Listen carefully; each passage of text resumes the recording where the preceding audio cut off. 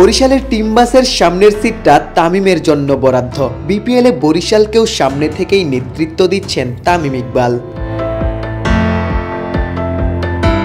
সোমবার রাতে তামিমের ব্যাটে ৪৮ বলে ৮৬ রানের অবিশ্বাস্য ইনিংস। সিলেটের তামিম যেন ফিরলেন চিরচেনা রূপে। প্রায় ৭ মাস পর মাঠে ফিরেও তামিম প্রমাণ করেছেন তিনি ফুরিয়ে যাননি। এনসিএলে ব্যাট হাতে ঝলক দেখিয়েছিলেন। বিপিএলও রাজশাহীর বিপক্ষে তামিমই বরিশালের জয়ের নায়ক। এমন পারফর্মারকে যে কেউ দলে নিতে চাইবে। জাতীয় দলের নির্বাচক প্যানেলও তার ব্যতিক্রম নয়।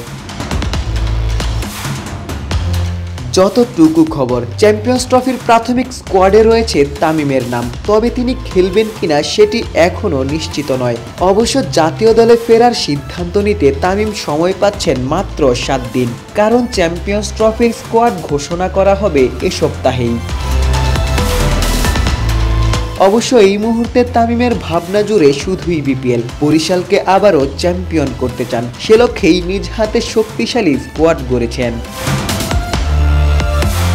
বিপিএলের একাদশ আসরের শুরু থেকেই বরিশালে খেলছেন পাকিস্তানি তারকা শাহিন আফ্রিদি, ছিলেন ক্যারিবীয় ক্রিকেটার কাইল মায়ার্স।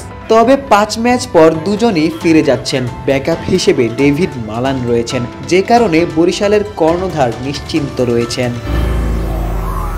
সোমবার ম্যাচ জয়ের পর দলের সকল ক্রিকেটারদের সাথেই খোশ গল্প করেছেন মিজানুর রহমান। তবে তামিমের জন্যই অপেক্ষা করছিলেন, ঠিক যেভাবে তামিমকে চ্যাম্পিয়ন্স ট্রফিতে দেখার জন্য ভক্তরা অপেক্ষা করছেন। তামিম জাতীয় দলে ফিরবেন কিনা সেই প্রশ্নের উত্তর জানতে আপাতত আর কয়েকটা দিন অপেক্ষা করতেই হচ্ছে।